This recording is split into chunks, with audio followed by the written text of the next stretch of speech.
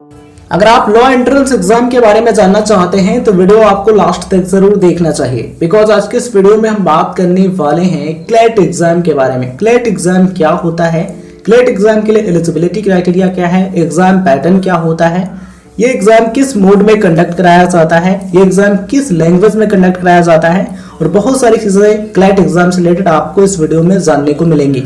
तो अगर आप जानना चाहते हैं तो वीडियो को लास्ट तक देखिए, डेफिनेटली आपका हर एक डाउट सॉल्व होगा इस वीडियो को देखने के बाद। तो आइए जानते हैं क्लैट एग्जाम के बारे में। क्लैट इसका फुल फॉर्म होता है कॉमन लॉ एडमिशन टेस्ट। ये एक लॉ एंट्रेंस एग्जाम है, यानी कि एक लॉ प्रवेश परीक्षा है जिसके द्वारा आप लॉ प्रोग्राम्स में एडमिशन ले सकते हैं। इस एग्जाम को consortium of national law universities conduct कराती हैं, यानी कि कई सारी नेशनल लॉ यूनिवर्सिटीज मिलकर के क्लैट एग्जाम को कंडक्ट कराती हैं। ये एग्जाम 2 लेवल का होता है, यानी कि 2 लेवल का होता है, एक तो CLAT UG and CLAT PG. CLAT UG के द्वारा आप अंडर ग्रेजुएट लॉ कोर्सेज में एडमिशन ले सकते हैं, क्लैट पीजी के द्वारा आप पोस्ट ग्रेजुएट लॉ कोर्सेज में एडमिशन ले सकते हैं। तो आइए बात करते हैं क्लैट एग्जाम के द्वारा आप किन किन कोर्सेज में एडमिशन ले सकते हैं। सबसे पहले बात करते हैं अंडर ग्रेजुएट लॉ कोर्सेज की।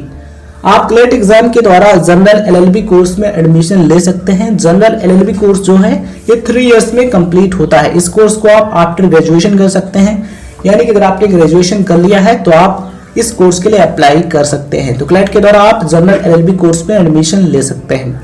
इसके अलावा क्लैट एग्जाम के द्वारा आप इंटीग्रेटेड एलएलबी कोर्सेज में एडमिशन ले सकते हैं। Integrated LLB courses like BA LLB, BCom LLB, BSc LLB, BBA LLB, BSW LLB, ठीक है। तो क्लैट एग्जाम के द्वारा आप इंटीग्रेटेड एलएलबी कोर्स, यानी कि वे कोर्सेज जिन्हें आप आफ्टर 12th कर सकते हैं, उनके लिए अप्लाई कर सकते हैं, ठीक है। तो क्लैट के द्वारा आप BA LLB, BCom LLB, BSc LLB, BBA LLB, BSW LLB, इनके लिए अप्लाई कर सकते हैं। इंटीग्रेटेड एलएलबी कोर्स जो है ये आपके 5 इयर्स में कंप्लीट होते हैं।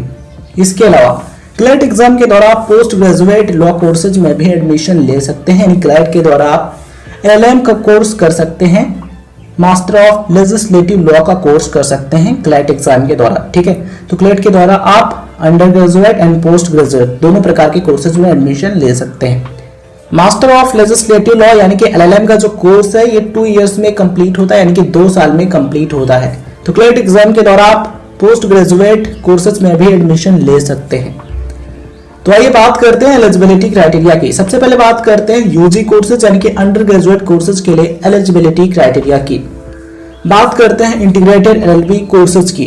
तो देखिए, अगर आप integrated LLB courses like BLLB, BSc LLB या फिर बीकॉम एलएलबी करना चाहते हैं तो उसके लिए क्या एलिजिबिलिटी कंडीशंस हैं, आइए देखते हैं। तो देखिए, अगर आप इंटीग्रेटेड एलएलबी कोर्स करना चाहते हैं तो उसके लिए जरूरी है कि आप 12th पास हो, आपने 10+2 कंप्लीट कर लिया हो, या फिर आपने इक्विवेलेंट एग्जाम क्वालिफाई किया है, तब भी आप इसके लिए अप्लाई कर सकते हैं। और यहाँ पर सवाल यह आता है कि क्या अपीयरिंग स्टूडेंट्स अप्लाई कर सकते हैं। तो क्लैट एग्जाम के लिए अपीयरिंग स्टूडेंट्स भी अप्लाई कर सकते हैं, यानी कि वे स्टूडेंट जो क्लास 12th में अपीयर होने वाले हैं वो भी अप्लाई कर सकते हैं। बात करते हैं रिक्वायर्ड मार्क्स की। तो 12th में आपके मिनिमम 45% मार्क्स होने चाहिए अगर आप जनरल या फिर ओबीसी के कैंडिडेट हैं। तो अगर बात की जाए एससी या फिर एसटी के कैंडिडेट्स के लिए तो उनके लिए मिनिमम 40%, यानी कि अगर आप एससी या फिर एसटी के कैंडिडेट हैं तो आपके मिनिमम कम से कम 40% मार्क्स 12th में होने जरूरी है। तो ये चीज आप ध्यान रखिएगा। अब हम बात करते हैं 3 इयर्स एलएलबी कोर्स की, यानी कि अगर आप 3 इयर्स एलएलबी कोर्स करते हैं तो उसके लिए क्या एलिजिबिलिटी क्राइटेरिया है। और यहाँ पर आपको बता दें कि जो इंटीग्रेटेड एलएलबी कोर्स है इसके लिए कोई अपर एज लिमिट नहीं है। इसके लिए जरूरी है कि आपकी जो मिनिमम एज है वो 17 इयर्स हो, कम से कम आपकी 17 वर्ष हो, और कोई अपर एज लिमिट नहीं है, कोई मैक्सिमम एज लिमिट नहीं है, ये ध्यान रखिएगा, ठीक है। तो बात करते हैं 3 इयर्स एलएलबी कोर्स की।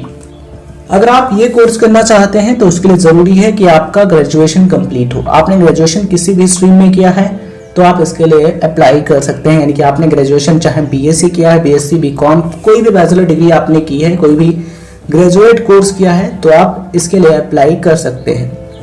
यहाँ पर सवाल यह आता है कि मिनिमम मार्क्स कितने होने चाहिए। तो मिनिमम आपके 50% मार्क्स हैं तो आप अप्लाई कर सकते हैं। एज लिमिट की बात की जाए तो इसके लिए कोई अपर एज लिमिट नहीं है, मिनिमम एज आपकी 17 इयर्स होनी चाहिए। और इसके लिए कोई अपर एज लिमिट नहीं है।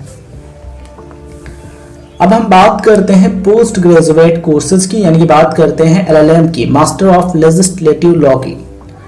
अगर आप पोस्ट ग्रेजुएट कोर्स में एडमिशन लेना चाहते हैं तो उसके लिए क्या एलिजिबिलिटी कंडीशंस हैं, आइए देखते हैं।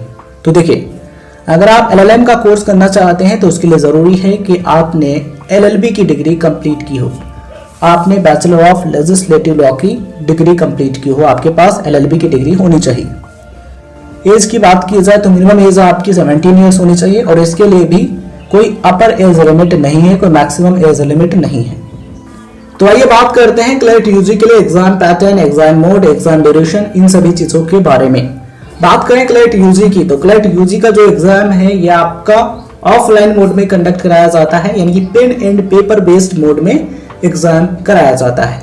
एग्जाम ड्यूरेशन की बात की जाए तो एग्जाम ड्यूरेशन होती है 2 आवर्स, यानी कि पेपर को हल करने के लिए आपको 2 घंटे का समय मिलता है, 2 आवर्स मिलते हैं, या फिर हम कह सकते हैं कि 120 मिनट्स मिलते हैं।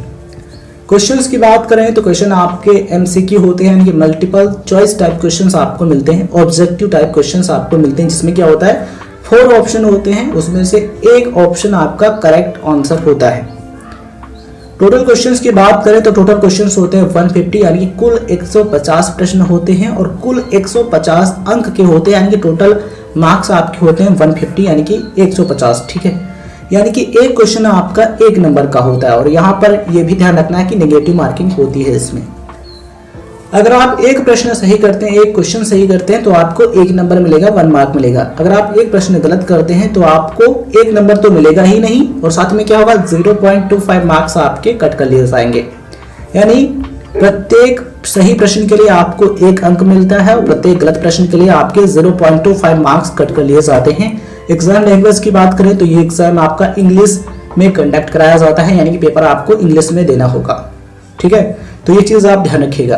क्लैट यूजी एग्जाम में English language, current affairs and GK, legal reasoning, logical reasoning, quantitative techniques, इन सभी से एग्जाम में ऑब्जेक्टिव टाइप क्वेश्चंस पूछे जाते हैं। अब हम बात करते हैं क्लैट पीजी एग्जाम पैटर्न के बारे में। मुझे उम्मीद है ये वीडियो आपको पसंद आई होगी। ये वीडियो आपको पसंद आया हो तो इस वीडियो को लाइक शेयर कर सकते हैं। चैनल पर नए हैं तो ऐसे इंटरेस्टिंग इन्फॉर्मेशन और इम्पोर्टेंट इन्फॉर्मेशन पाना चाहते हैं तो आप चैनल को सब्सक्राइब करके नोटिफिकेशन बेल ऑन कर सकते हैं, ऑल पर क्लिक कर लीजिएगा, नोटिफिकेशन आपको मिलते रहेंगे। इसके अलावा अगर आपका कोई डाउट रह जाता है, कोई क्वेश्चन रह जाता है तो आप हमें कमेंट सेक्शन में बता सकते हैं, वहां पर आपको रिप्लाई कर देंगे, या फिर आप हमें इंस्टाग्राम पर फॉलो कर सकते हैं, वहां पर हमें मैसेज कर सकते हैं, वहां पर भी आपको रिप्लाई कर देंगे। इस वीडियो को लास्ट तक देखने के लिए आप सभी का बहुत बहुत धन्यवाद। अपना ध्यान रखिए, मेहनत कीजिए और आगे बढ़िए।